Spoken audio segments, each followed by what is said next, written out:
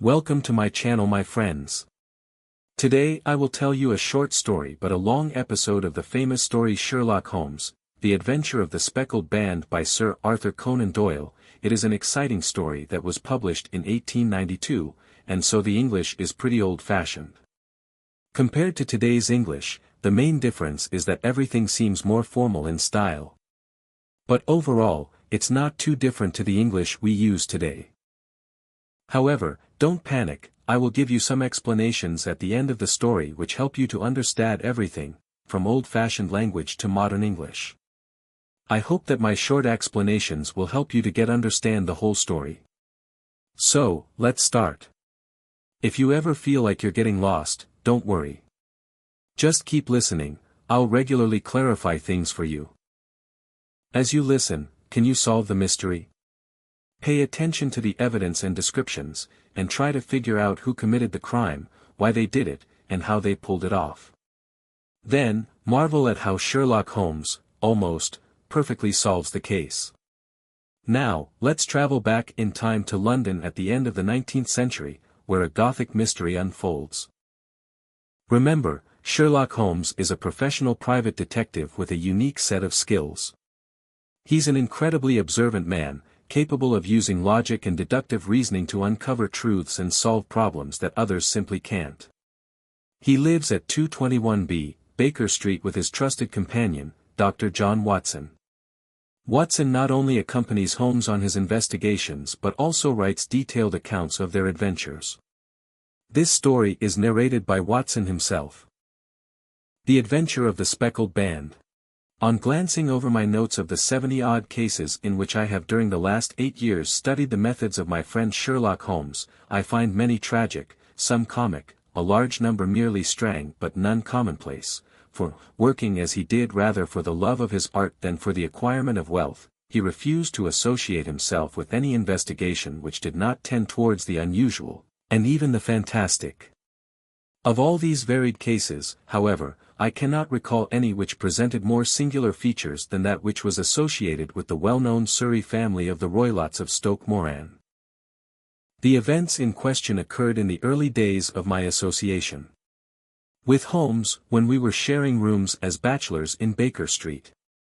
It is possible that I might have placed them upon record before, but a promise of secrecy was made at the time, from which I have only been freed during the last month by the untimely death of the lady to whom the pledge was given. It is perhaps as well that the facts should now come to light, for I have reasons to know that there are widespread rumors as to the death of Dr. Grimsby Roylott which tend to make the matter even more terrible than the truth. It was early in April in the year 83 that I woke one morning to find Sherlock Holmes standing, fully dressed, by the side of my bed. He was a late riser, as a rule, and as the clock on the mantelpiece showed me that it was only 7:15, I blinked up at him in some surprise, and perhaps just a little resentment, for I was myself regular in my habits. "Very sorry to knock you up, Watson," said he, "but it's the common lot this morning." "Mrs. Hudson has been knocked up," she retorted upon me, "and I on you." "What is it, then, a fire?" "No, a client. It seems that a young lady has arrived in a considerable state of excitement, who insists upon seeing me. She is waiting now in the sitting room." Now, when young ladies wander about the metropolis at this hour of the morning, and knock sleepy people up out of their beds, I presume that it is something very pressing which they have to communicate. Should it prove to be an interesting case, you would, I am sure, wish to follow it from the outset.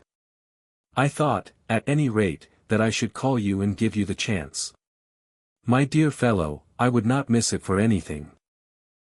I had no keener pleasure than in following Holmes in his professional investigations, and in admiring the rapid deductions, as swift as intuitions, and yet always founded on a logical basis with which he unraveled the problems which were submitted to him. I rapidly threw on my clothes and was ready in a few minutes to accompany my friend down to the sitting room. A lady dressed in black and heavily veiled, who had been sitting in the window, rose as we entered. "Good morning, madam," said Holmes cheerily. "My name is Sherlock Holmes. This is my intimate friend and associate, Dr. Watson, before whom you can speak as freely as before myself.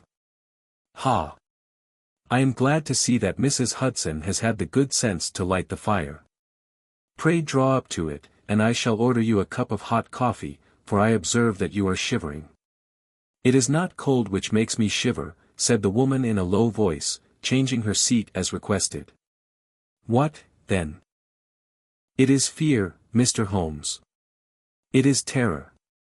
She raised her veil as she spoke, and we could see that she was indeed in a pitiable state of agitation, her face all drawn and grey, with restless frightened eyes, like those of some hunted animal. Her features and figure were those of a woman of 30, but her hair was shot with premature grey, and her expression was weary and haggard. Sherlock Holmes ran her over with one of his quick, all-comprehensive glances. You must not fear, said he soothingly, bending forward and patting her forearm. We shall soon set matters right, I have no doubt. You have come in by train this morning, I see. You know me, then? No, but I observed the second half of a return ticket in the palm of your left glove. You must have started early, and yet you had a good drive in a dog-cart, along heavy roads, before you reached the station. The lady gave a violent start and stared in bewilderment at my companion. There is no mystery, my dear madam, said he, smiling. The left arm of your jacket is spattered with mud in no less than 7 places. The marks are perfectly fresh. There is no vehicle save a dog-cart which throws up mud in that way, and then only when you sit on the left-hand side of the driver. Whatever your reasons may be, you are perfectly correct, said she. I started from home before 6, reached Leatherhead at 20 past, and came in by the first train to Waterloo. Sir, I can stand this strain longer, I shall go mad if it continues. I have no one to turn to, none, save only one, who cares for me, and he, poor fellow, can be of little aid. I have heard of you, Mr. Holmes, I have heard of you from Mrs. Farintosh, whom you helped in the hour of her sore need. It was from her that I had your address. Oh, sir, do you not think that you could help me, too, and at least throw a little light through the dense darkness which surrounds me? At present it is out of my power to reward you for your services, but in a month or 6 weeks I shall be married, with the control of my own income, and then at least you shall not find me ungrateful. Holmes turned to his desk and, unlocking it, drew out a small case-book, which he consulted. Farintosh, said he. Ah yes, I recall the case, it was concerned with an opal tiara. I think it was before your time, Watson. I can only say, madam, that I shall be happy to devote the same care to your case as I did to that of your friend. As to reward, my profession is its own reward, but you are at liberty to defray whatever expenses I may be put to, at the time which suits you best. And now I beg that you will lay before us everything that may help us in forming an opinion upon the matter. Alas, replied our visitor, the very horror of my situation lies in the fact that my fears are so vague, and my suspicions depend so entirely upon small points, which might seem trivial to another, that even he to whom of all others I have a right to look for help and advice looks upon all that I tell him about it as the fancies of a nervous woman. He does not say so, but I can read it from his soothing answers and averted eyes. But I have heard, Mr. Holmes, that you can see deeply into the manifold wickedness of the human heart. You may advise me how to walk amid the dangers which encompass me. I am all attention, madam. My name is Helen Stoner, and I am living with my stepfather, who is the last survivor of one of the oldest Saxon families in England, the Roylotts of Stoke Moran, on the western border of Surrey. Holmes nodded his head. The name is familiar to me, said he. The family was at one time among the richest in England, and the estates extended over the borders into Berkshire in the north, and Hampshire in the west. In the last century, however, for successive heirs were of a dissolute and wasteful disposition, and the family ruin was eventually completed by a gambler in the days of the Regency. Nothing was left save a few acres of ground, and the 200-year-old house, which is itself crushed under a heavy mortgage. The last squire dragged out his existence there, living the horrible life of an aristocratic pauper, but his only son, my stepfather, seeing that he must adapt himself to the new conditions, obtained an advance from a relative, which enabled him to take a medical degree and went out to Calcutta, where, by his professional skill and his force of character, he established a large practice. In a fit of anger, however, caused by some robberies which had been perpetrated in the house, he beat his native butler to death and narrowly escaped a capital sentence. As it was, he suffered a long term of imprisonment and afterwards returned to England a morose and disappointed man. When Dr. Roylott was in India he married my mother, Mrs. Stoner, the young widow of Major General Stoner, of the Bengal Artillery. My sister Julia and I were twins, and we were only 2 years old at the time of my mother's remarriage.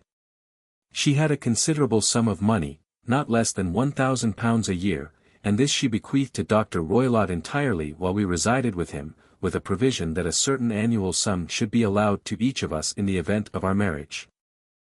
Shortly after our return to England my mother died. She was killed 8 years ago in a railway accident near Crewe. Dr. Roylott then abandoned his attempts to establish himself in practice in London and took us to live with him in the old ancestral house at Stoke Moran. The money which my mother had left was enough for all our wants, and there seemed to be no obstacle to our happiness. But a terrible change came over our stepfather about this time. Instead of making friends and exchanging visits with our neighbours, who had at first been overjoyed to see a Roylott of Stoke Moran back in the old family seat, he shut himself up in his house and seldom came out save to indulge in ferocious quarrels with whoever might cross his path. Violence of temper approaching to mania has been hereditary in the men of the family, and in my stepfather's case it had, I believe, been intensified by his long residence in the tropics. A series of disgraceful brawls took place, 2 of which ended in the police court, until at last he became the terror of the village, and the folks would fly at his approach for he is a man of immense strength, and absolutely uncontrollable in his anger. Last week he hurled the local blacksmith over a parapet into a stream, and it was only by paying over all the money which I could gather together that I was able to avert another public exposure. He had no friends at all save the wandering gypsies, and he would give these vagabonds leave to encamp upon the few acres of bramble-covered land which represent the family estate, and would accept in return the hospitality of their tents, wandering away with them sometimes for weeks on end. He has a passion also for Indian animals, which are sent over to him by a correspondent, and he has at this moment a cheetah and a baboon, which wander freely over his grounds and are feared by the villagers almost as much as their master. You can imagine from what I say that my poor sister Julia and I had no great pleasure in our lives. No servant would stay with us, and for a long time we did all the work of the house. She was but 30 at the time of her death, and yet her hair had already begun to whiten, even as mine has. Your sister is dead, then? She died just 2 years ago, and it is of her death that I wish to speak to you. You can understand that, living the life which I have described, we were little likely to see anyone of our own age and position.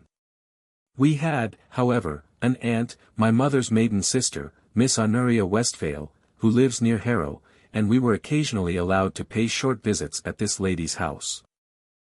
Julia went there at Christmas 2 years ago, and met there a half-pay major of Marines, to whom she became engaged. My stepfather learned of the engagement when my sister returned and offered no objection to the marriage, but within a fortnight of the day which had been fixed for the wedding, the terrible event occurred which has deprived me of my only companion. Sherlock Holmes had been leaning back in his chair with his eyes closed and his head sunk in a cushion, but he half opened his lids now and glanced across at his visitor. "Pray be precise as to details," said he. "It is easy for me to be so, for every event of that dreadful time is seared into my memory. The manor house is, as I have already said, very old, and only one wing is now inhabited. The bedrooms in this wing are on the ground floor, the sitting rooms being in the central block of the buildings. Of these bedrooms the first is Dr. Roylott's, the second my sister's and the third my own. There is no communication between them, but they all open out into the same corridor. Do I make myself plain? Perfectly so. The windows of the 3 rooms open out upon the lawn. That fatal night Dr. Roylott had gone to his room early, though we knew that he had not retired to rest, for my sister was troubled by the smell of the strong Indian cigars which it was his custom to smoke. She left her room, therefore, and came into mine, where she sat for some time, chatting about her approaching wedding. At 11 o'clock she rose to leave me, but she paused at the door and looked back. "Tell me, Helen," said she, "have you ever heard anyone whistle in the dead of the night?" "Never," said I. "I suppose that you could not possibly whistle, yourself, in your sleep?" "Certainly not." "But why?" "Because during the last few nights I have always, about 3 in the morning, heard a low, clear whistle. I am a light sleeper, and it has awakened me. I cannot tell where it came from, perhaps from the next room, perhaps from the lawn. I thought that I would just ask you whether you had heard it." "No, I have not." "It must be those wretched gypsies in the plantation." "Very likely. And yet if it were on the lawn, I wonder that you did not hear it also." "Ah, but I sleep more heavily than you." "Well, it is of no great consequence, at any rate." She smiled back at me, closed my door, and a few moments later I heard her key turn in the lock. "Indeed," said Holmes. "Was it your custom always to lock yourselves in at night?" "Always." "And why?" "I think that I mentioned to you that the doctor kept a cheetah and a baboon. We had no feeling of security unless our doors were locked." "Quite so. Pray proceed with your statement." "I could not sleep that night. A vague feeling of impending misfortune impressed me. My sister and I, you will recollect, were twins, and you know how subtle are the links which bind two souls which are so closely allied. It was a wild night. The wind was howling outside, and the rain was beating and splashing against the windows. Suddenly, amid all the hubbub of the gale, there burst forth the wild scream of a terrified woman. I knew that it was my sister's voice. I sprang from my bed, wrapped a shawl round me, and rushed into the corridor. As I opened my door I seemed to hear a low whistle, such as my sister described, and a few moments later a clanging sound, as if a mass of metal had fallen. As I ran down the passage, my sister's door was unlocked, and revolved slowly upon its hinges. I stared at it horror-stricken, not knowing what was about to issue from it. By the light of the corridor lamp I saw my sister appear at the opening, her face blanched with terror, her hands groping for help, her whole figure swaying to and fro like that of a drunkard. I ran to her and threw my arms round her, but at that moment her knees seemed to give way and she fell to the ground. She writhed as one who is in terrible pain, and her limbs were dreadfully convulsed. At first I thought that she had not recognized me, but as I bent over her she suddenly shrieked out in a voice which I shall never forget, "Oh, my God! Helen!" It was the band. The speckled band. There was something else which she would fain have said, and she stabbed with her finger into the air in the direction of the doctor's room, but a fresh convulsion seized her and choked her words. I rushed out, calling loudly for my stepfather, and I met him hastening from his room in his dressing gown. When he reached my sister's side she was unconscious, and though he poured brandy down her throat and sent for medical aid from the village, all efforts were in vain, for she slowly sank and died without having recovered her consciousness. Such was the dreadful end of my beloved sister. "One moment," said Holmes, "are you sure about this whistle and metallic sound? Could you swear to it?" That was what the county coroner asked me at the inquiry. It is my strong impression that I heard it, and yet, among the crash of the gale and the creaking of an old house, I may possibly have been deceived. Was your sister dressed? No, she was in her nightdress. In her right hand was found the charred stump of a match, and in her left a matchbox, showing that she had struck a light and looked about her when the alarm took place. That is important. And what conclusions did the coroner come to?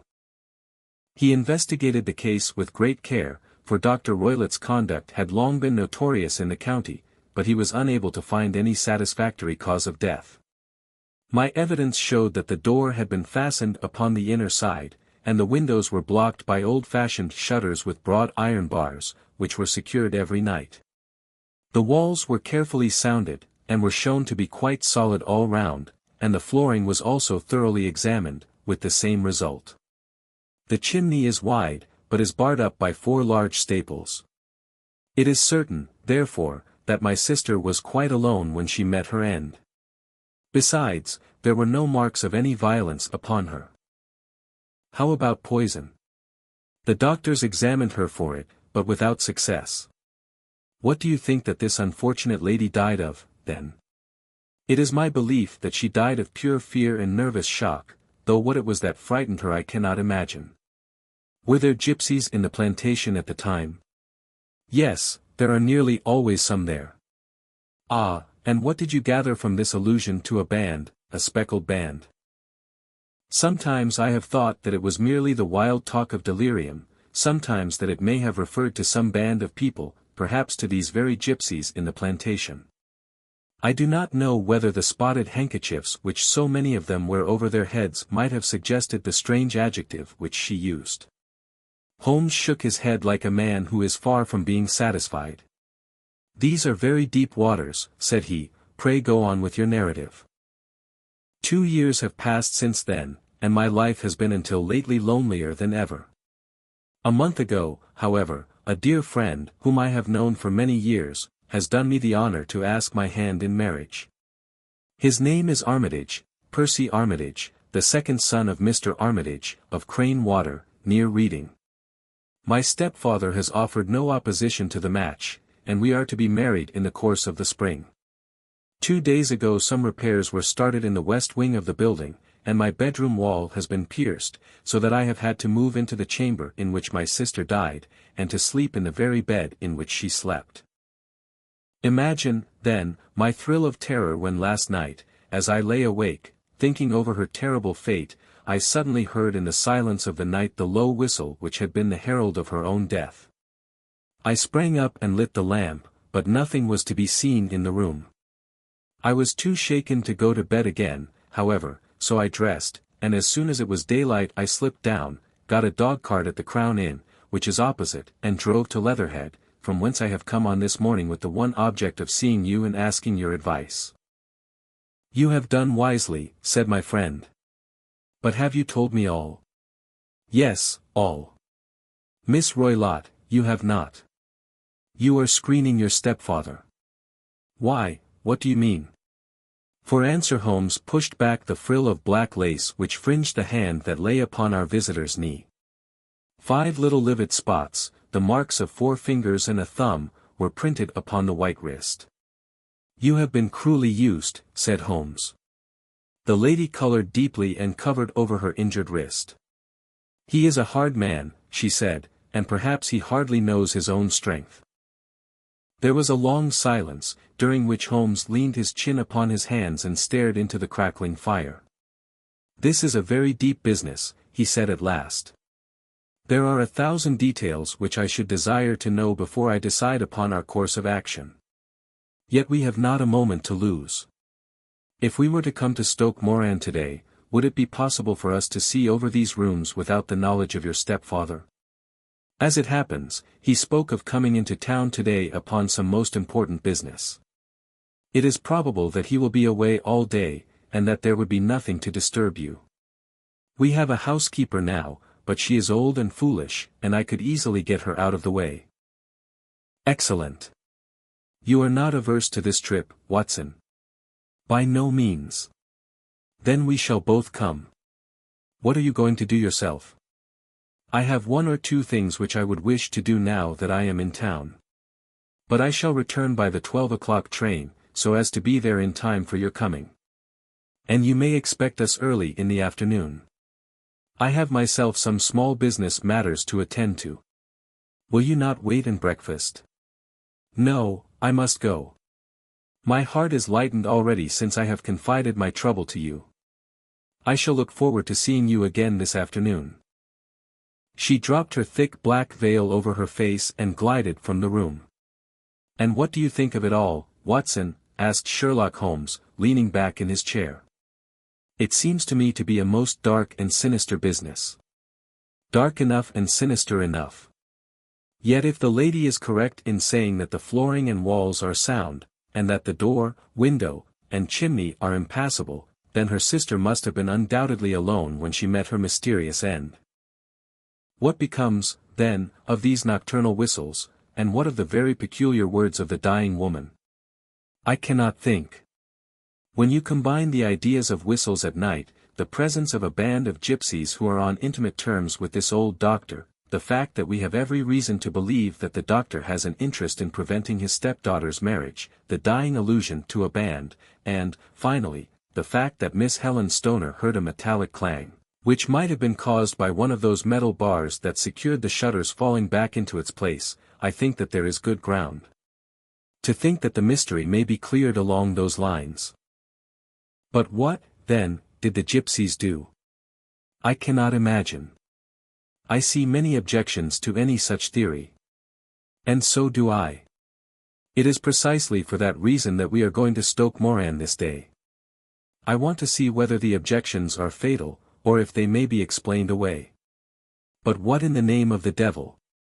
The ejaculation had been drawn from my companion by the fact that our door had been suddenly dashed open, and that a huge man had framed himself in the aperture.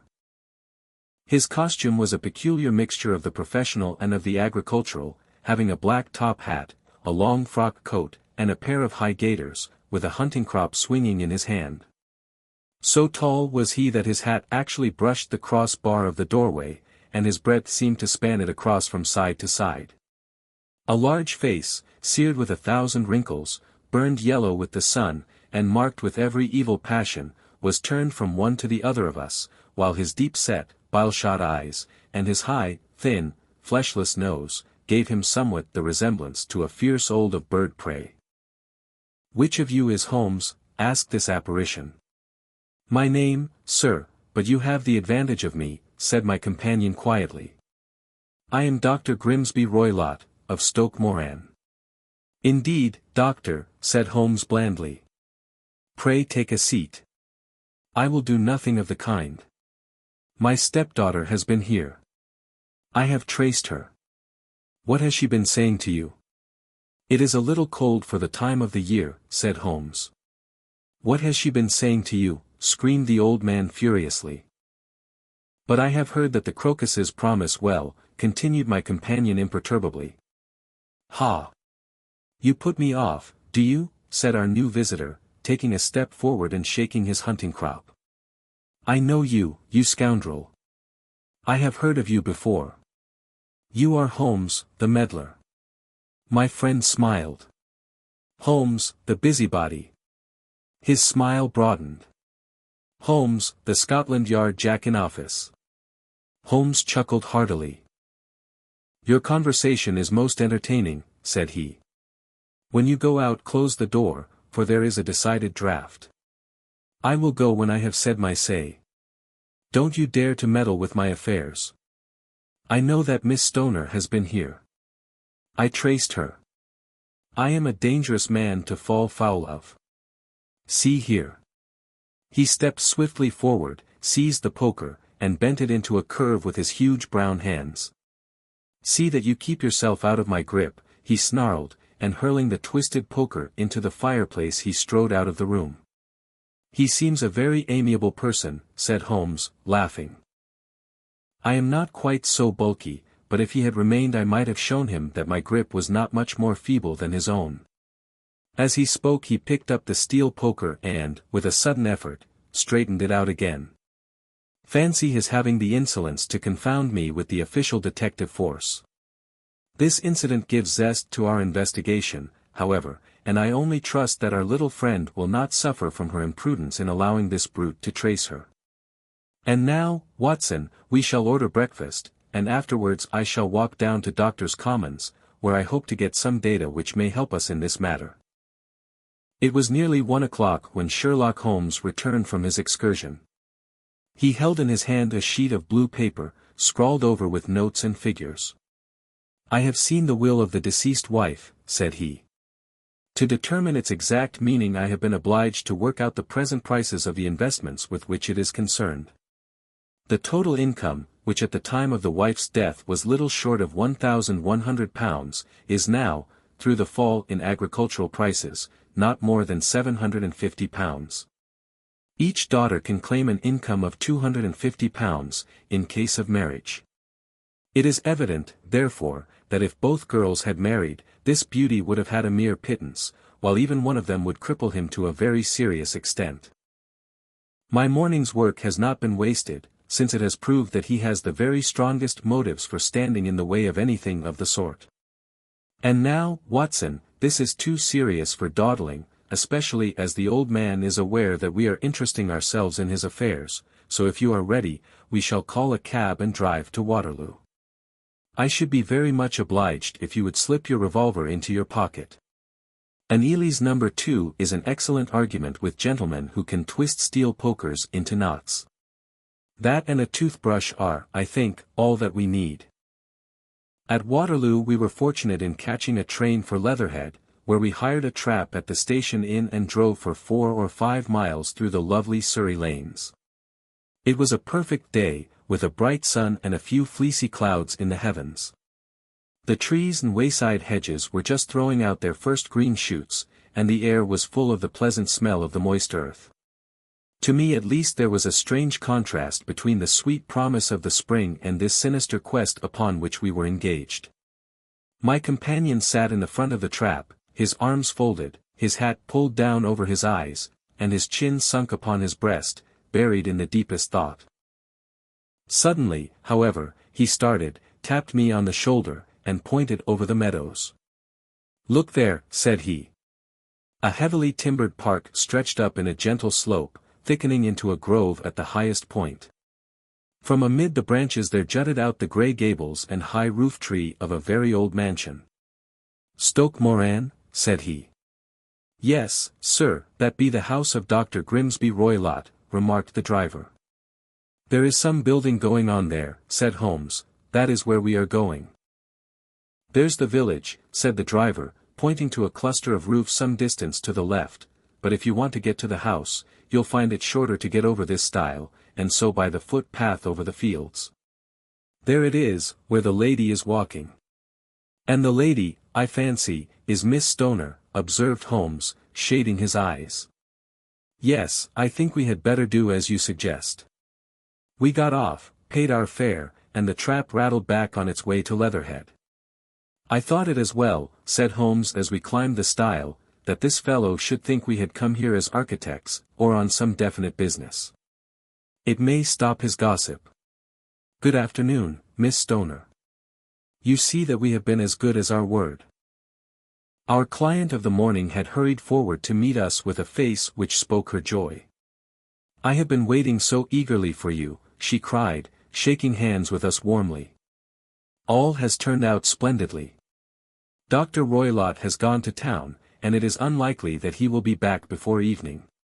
"We have had the pleasure of making the doctor's acquaintance," said Holmes, and in a few words he sketched out what had occurred. Miss Stoner turned white to the lips as she listened. "Good heavens," she cried, "he has followed me, then. So it appears. He is so cunning that I never know when I am safe from him. What will he say when he returns? He must guard himself, for he may find that there is someone more cunning than himself upon his track. You must lock yourself up from him tonight. If he is violent, we shall take you away to your aunt's at Harrow. Now, we must make the best use of our time, so kindly take us at once to the rooms which we are to examine." The building was of grey, lichen-blotched stone, with a high central portion and 2 curving wings, like the claws of a crab, thrown out on each side. In one of these wings the windows were broken and blocked with wooden boards, while the roof was partly caved in, a picture of ruin. The central portion was in little better repair, but the right-hand block was comparatively modern, and the blinds in the windows, with the blue smoke curling up from the chimneys, showed that this was where the family resided. Some scaffolding had been erected against the end wall, and the stone work had been broken into, but there were no signs of any workmen at the moment of our visit. Holmes walked slowly up and down the ill-trimmed lawn and examined with deep attention the outsides of the windows. "This, I take it, belongs to the room in which you used to sleep, the centre one to your sisters, and the one next to the main building to Dr. Roylott's chamber." Exactly so. But I am now sleeping in the middle one. Pending the alterations, as I understand. By the way, there does not seem to be any very pressing need for repairs at that end wall. There were none. I believe that it was an excuse to move me from my room. Ah. That is suggestive. Now, on the other side of this narrow wing runs the corridor from which these 3 rooms open. There are windows in it, of course. Yes, but very small ones. Too narrow for anyone to pass through. As you both locked your doors at night, your rooms were unapproachable from that side. Now, would you have the kindness to go into your room and bar your shutters? Miss Stoner did so, and Holmes, after a careful examination through the open window, endeavored in every way to force the shutter open, but without success. There was no slit through which a knife could be passed to raise the bar. Then with his lens he tested the hinges, but they were of solid iron, built firmly into the massive masonry. Said he, scratching his chin in some perplexity, my theory certainly presents some difficulties. No one could pass these shutters, they were bolted. Well, we shall see if the inside throws any light upon the matter. A small side door led into the whitewashed corridor from which the 3 bedrooms opened. Holmes refused to examine the 3rd chamber, so we passed at once to the 2nd, that in which Miss Stoner was now sleeping, and in which her sister had met with her fate. It was a homely little room, with a low ceiling and a gaping fireplace, after the fashion of old country houses. A brown chest drawers stood in one corner, a narrow white counterpaned bed in another, and a dressing table on the left-hand side of the window. These articles, with 2 small wickerwork chairs, made up all the furniture in the room save for a square of Wilton carpet in the center. The boards round and the paneling of the walls were of brown, worm-eaten oak, so old and discolored that it may have dated from the original building of the house. Holmes drew one of the chairs into a corner and sat silent, while his eyes traveled round and up and down, taking in every detail of the apartment. "Where does that bell communicate with?" he asked at last, pointing to a thick bell rope which hung down beside the bed, the tassel actually lying upon the pillow. "It goes to the housekeeper's room. It looks newer than the other things." "Yes, it was only put there a couple of years ago." "Your sister asked for it, I suppose?" "No, I never heard of her using it. We used always to get what we wanted for ourselves. Indeed, it seemed unnecessary to put so nice a bell-pull there. You will excuse me for a few minutes while I satisfy myself as to this floor." He threw himself down upon his face with his lens in his hand and crawled swiftly backward and forward, examining minutely the cracks between the boards. Then he did the same with the woodwork with which the chamber was paneled. Finally he walked over to the bed and spent some time in staring at it and in running his eye up and down the wall. Finally he took the bell rope in his hand and gave it a brisk tug. "Why, it's a dummy," said he. "Won't it ring?"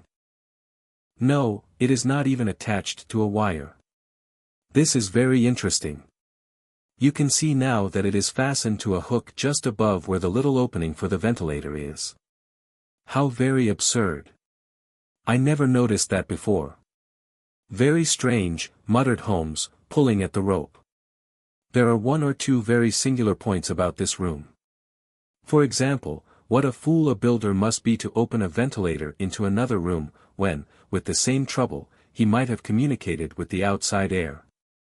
"That is also quite modern," said the lady. "Done about the same time as the bell rope," remarked Holmes. "Yes, there were several little changes carried out about that time.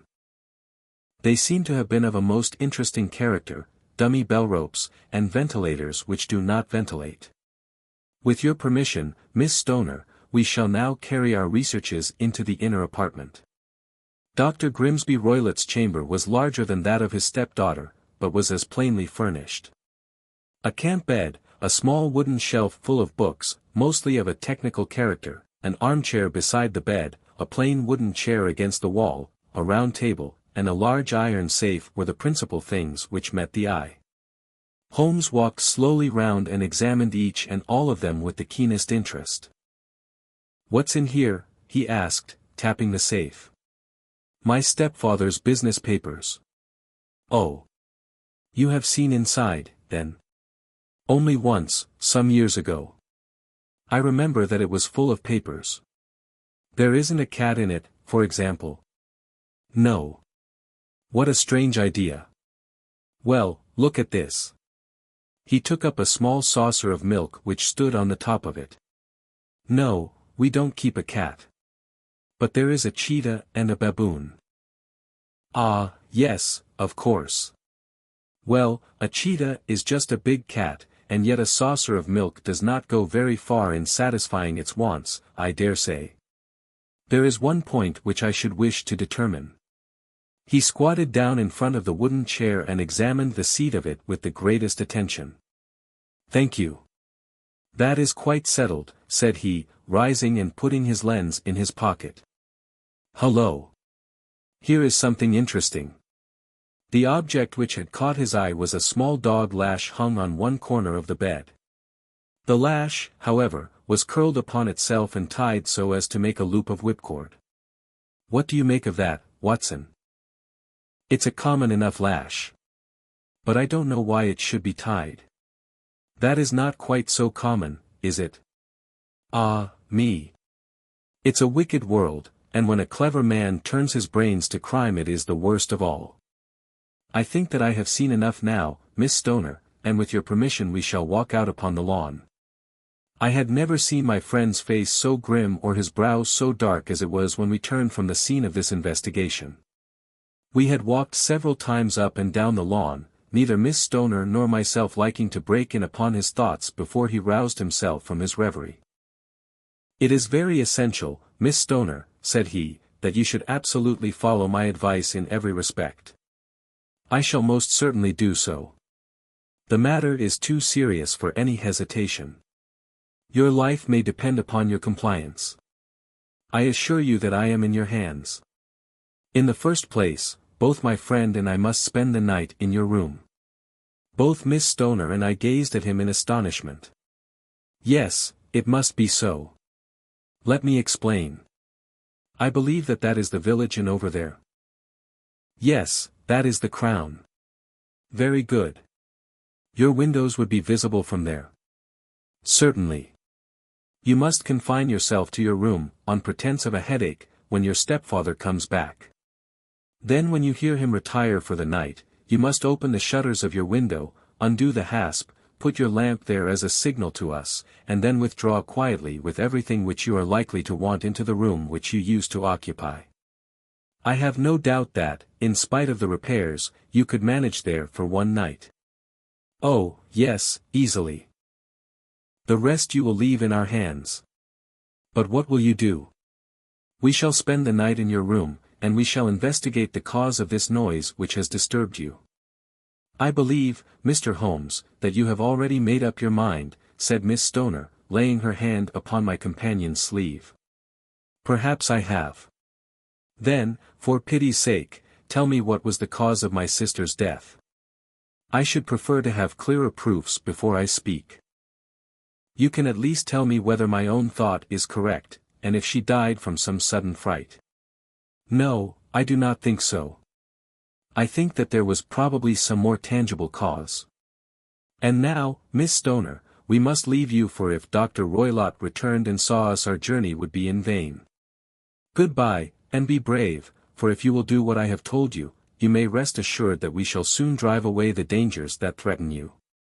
Sherlock Holmes and I had no difficulty in engaging a bedroom and sitting room at the Crown Inn. They were on the upper floor, and from our window we could command a view of the avenue gate, and of the inhabited wing of Stoke Moran Manor House. At dusk we saw Dr. Grimsby Roylott drive past, his huge form looming up beside the little figure of the lad who drove him. The boy had some slight difficulty in undoing the heavy iron gates, and we heard the hoarse roar of the doctor's voice and saw the fury with which he shook his clenched fists at him. The trap drove on, and a few minutes later we saw a sudden light spring up among the trees as the lamp was lit in one of the sitting rooms. Do you know, Watson, said Holmes as we sat together in the gathering darkness, I have really some scruples as to taking you tonight. There is a distinct element of danger. Can I be of assistance? Your presence might be invaluable. Then I shall certainly come. It is very kind of you. You speak of danger. You have evidently seen more in these rooms than was visible to me. No, but I fancy that I may have deduced a little more. I imagine that you saw all that I did. I saw nothing remarkable save the bell rope, and what purpose that could answer I confess is more than I can imagine. You saw the ventilator, too? Yes, but I do not think that it is such a very unusual thing to have a small opening between two rooms. It was so small that a rat could hardly pass through. I knew that we should find a ventilator before ever we came to Stoke Moran. My dear Holmes. Oh, yes, I did. You remember in her statement she said that her sister could smell Dr. Roylott's cigar. Now, of course that suggested at once that there must be a communication between the two rooms. It could only be a small one, or it would have been remarked upon at the coroner's inquiry. I deduced a ventilator. But what harm can there be in that? Well, there is at least a curious coincidence of dates. A ventilator is made, a cord is hung, and a lady who sleeps in the bed dies. Does not that strike you? I cannot as yet see any connection. Did you observe anything very peculiar about that bed? No. It was clamped to the floor. Did you ever see a bed fastened like that before? I cannot say that I have. The lady could not move her bed. It must always be in the same relative position to the ventilator and to the rope, or so we may call it, since it was clearly never meant for a bell pull. Holmes, I cried, I seem to see dimly what you are hinting at. We are only just in time to prevent some subtle and horrible crime. Subtle enough and horrible enough. When a doctor does go wrong he is the first of criminals. He has nerve and he has knowledge. Palmer and Pritchard were among the heads of their profession. This man strikes even deeper, but I think, Watson, that we shall be able to strike deeper still. But we shall have horrors enough before the night is over. For goodness sake let us have a quiet pipe and turn our minds for a few hours to something more cheerful. About 9 o'clock the light among the trees was extinguished, and all was dark in the direction of the manor house. 2 hours passed slowly away, and then, suddenly, just at the stroke of 11, a single bright light shone out right in front of us. That is our signal, said Holmes, springing to his feet, it comes from the middle window. As we passed out he exchanged a few words with the landlord, explaining that we were going on a late visit to an acquaintance, and that it was possible that we might spend the night there. A moment later we were out on the dark road, a chill wind blowing in our faces, and one yellow light twinkling in front of us through the gloom to guide us on our somber errand. There was little difficulty in entering the grounds, for unrepaired breaches gaped in the old park wall. Making our way among the trees, we reached the lawn, crossed it, and were about to enter through the window when out from a clump of laurel bushes there darted what seemed to be a hideous and distorted child, who threw itself upon the grass with writhing limbs and then ran swiftly across the lawn into the darkness. My God! I whispered, did you see it? Holmes was for the moment as startled as I. His hand closed like a vice upon my wrist in his agitation. Then he broke into a low laugh and put his lips to my ear. It is a nice household, he murmured. That is the baboon. I had forgotten the strange pets which the doctor affected. There was a cheetah, too, perhaps we might find it upon our shoulders at any moment. I confess that I felt easier in my mind when, after following Holmes' example and slipping off my shoes, I found myself inside the bedroom. My companion noiselessly closed the shutters, moved the lamp onto the table, and cast his eyes round the room. All was as we had seen it in the daytime. Then creeping up to me and making a trumpet of his hand, he whispered into my ear again so gently that it was all that I could do to distinguish the words. The least sound would be fatal to our plans. I nodded to show that I had heard. We must sit without light. He would see it through the ventilator. I nodded again. Do not go asleep, your very life may depend upon it. Have your pistol ready in case we should need it. I will sit on the side of the bed, and you in that chair." I took out my revolver and laid it on the corner of the table. Holmes had brought up a long thin cane, and this he placed upon the bed beside him. By it he laid the box of matches and the stump of a candle. Then he turned down the lamp, and we were left in darkness. How shall I ever forget that dreadful vigil? I could not hear a sound, not even the drawing of a breath, and yet I knew that my companion sat open-eyed, within a few feet of me, in the same state of nervous tension in which I was myself. The shutters cut off the least ray of light, and we waited in absolute darkness. From outside came the occasional cry of a night bird, and once at our very window a long-drawn cat-like whine, which told us that the cheetah was indeed at liberty. Far away we could hear the deep tones of the parish clock, which boomed out every quarter of an hour. How long they seemed, those quarters! 12 struck, and 1 and 2 and 3, and still we sat waiting silently for whatever might befall. Suddenly there was the momentary gleam of a light up in the direction of the ventilator, which vanished immediately, but was succeeded by a strong smell of burning oil and heated metal. Someone in the next room had lit a dark lantern. I heard a gentle sound of movement, and then all was silent once more, though the smell grew stronger. For half an hour I sat with straining ears. Then suddenly another sound became audible, a very gentle, soothing sound, like that of a small jet of steam escaping continually from a kettle. The instant that we heard it, Holmes sprang from the bed, struck a match, and lashed furiously with his cane at the bell pull. "You see it, Watson," he yelled. "You see it?" But I saw nothing.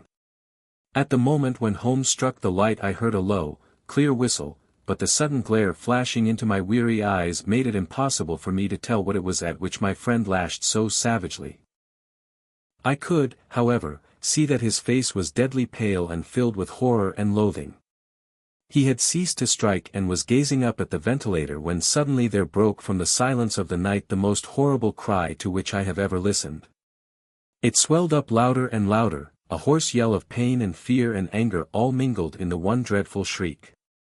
They say that away down in the village, and even in the distant parsonage, that cry raised the sleepers from their beds. It struck cold to our hearts, and I stood gazing at Holmes, and he at me, until the last echoes of it had died away into the silence from which it rose. "What can it mean?"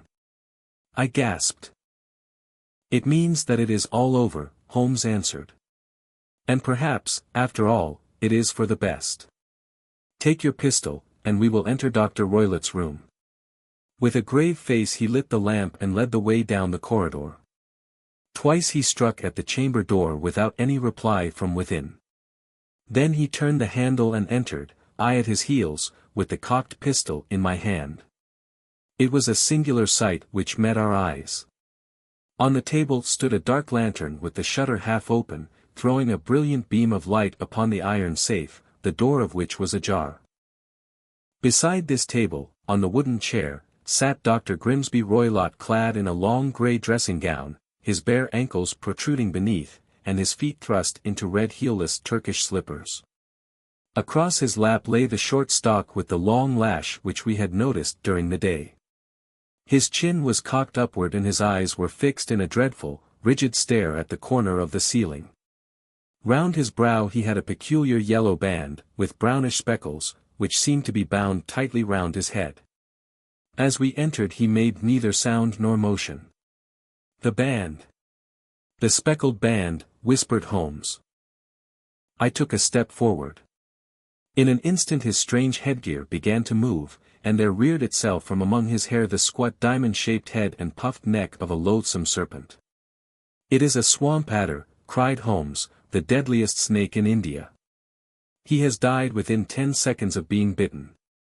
Violence does, in truth, recoil upon the violent, and the schemer falls into the pit which he digs for another. Let us thrust this creature back into its den, and we can then remove Miss Stoner to some place of shelter and let the county police know what has happened." As he spoke he drew the dog whip swiftly from the dead man's lap, and throwing the noose round the reptile's neck he drew it from its horrid perch and, carrying it at arm's length, threw it into the iron safe, which he closed upon it. Such are the true facts of the death of Dr. Grimsby Roylott, of Stoke Moran. It is not necessary that I should prolong a narrative which has already run to too great a length by telling how we broke the sad news to the terrified girl, how we conveyed her by the morning train to the care of her good aunt at Harrow, of how the slow process of official inquiry came to the conclusion that the doctor met his fate while indiscreetly playing with a dangerous pet. The little which I had yet to learn of the case was told me by Sherlock Holmes as we travelled back next day. I had, said he, come to an entirely erroneous conclusion which shows, my dear Watson, how dangerous it always is to reason from insufficient data. The presence of the gypsies, and the use of the word band, which was used by the poor girl, no doubt, to explain the appearance which she had caught a hurried glimpse of by the light of her match, were sufficient to put me upon an entirely wrong scent. I can only claim the merit that I instantly reconsidered my position when, however, it became clear to me that whatever danger threatened an occupant of the room could not come either from the window or the door. My attention was speedily drawn, as I have already remarked to you, to this ventilator, and to the bell rope which hung down to the bed. The discovery that this was a dummy, and that the bed was clamped to the floor, instantly gave rise to the suspicion that the rope was there as a bridge for something passing through the hole and coming to the bed. The idea of a snake instantly occurred to me, and when I coupled it with my knowledge that the doctor was furnished with a supply of creatures from India, I felt that I was probably on the right track. The idea of using a form of poison which could not possibly be discovered by any chemical test was just such a one as would occur to a clever and ruthless man who had had an Eastern training. The rapidity with which such a poison would take effect would also, from his point of view, be an advantage.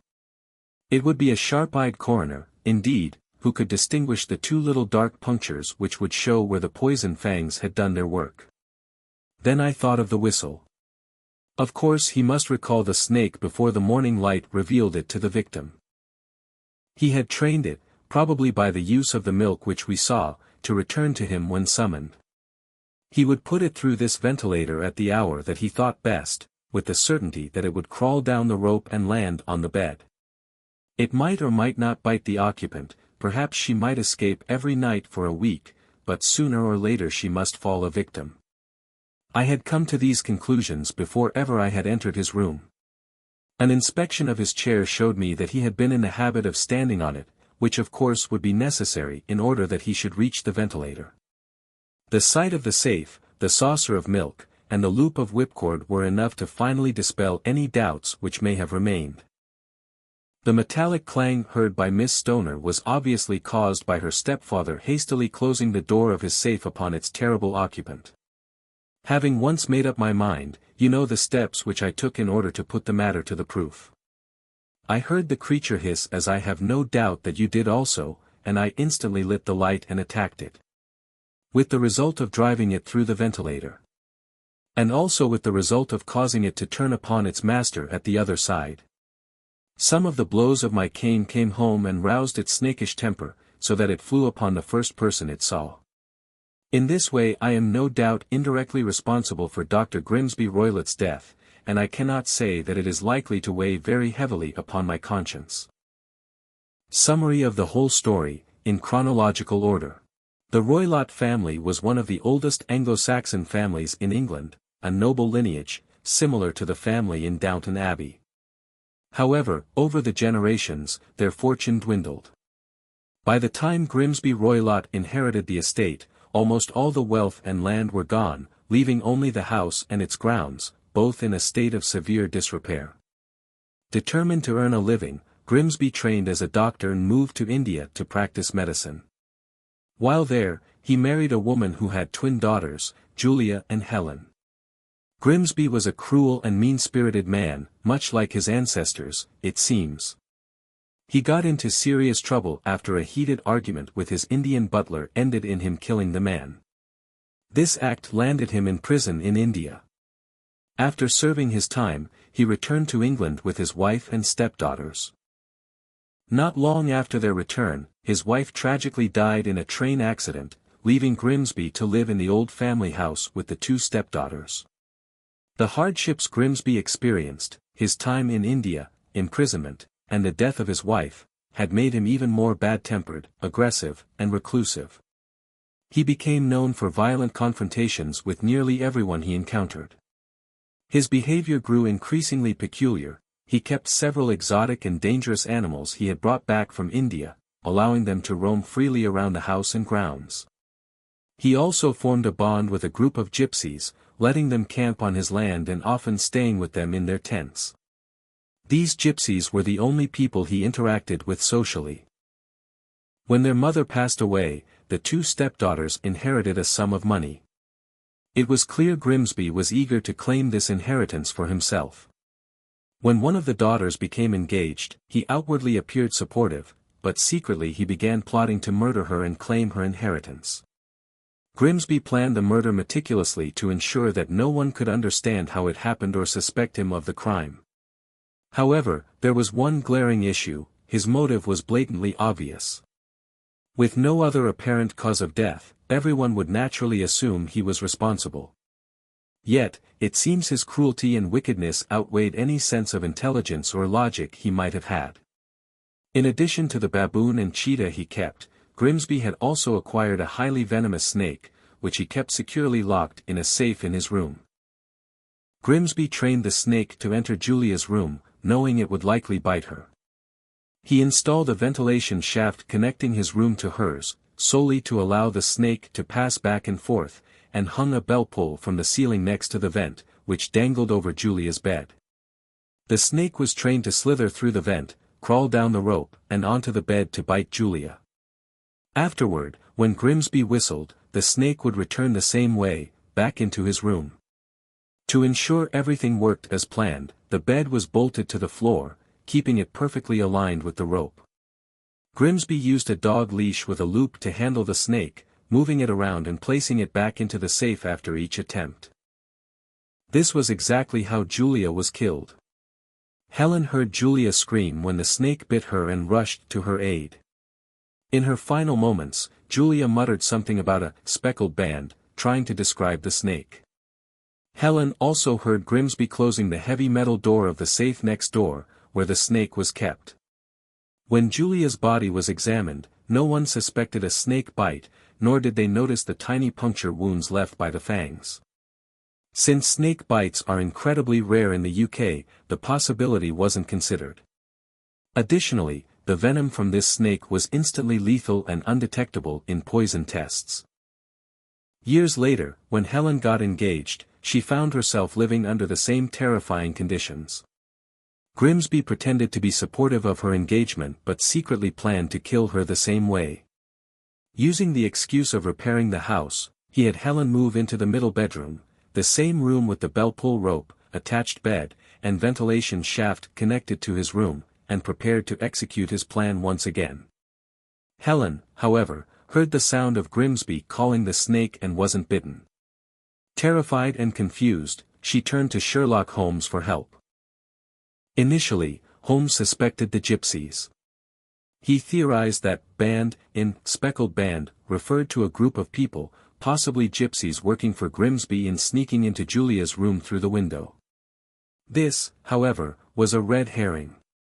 The exotic animals roaming the property were also a distraction. While they weren't involved in the murder, they helped Holmes deduce that Grimsby might own other dangerous creatures, like a trained snake that could enter the room and deliver a deadly bite. Holmes and Watson visited the house while Grimsby was away and investigated. Holmes observed. The window couldn't be accessed from outside.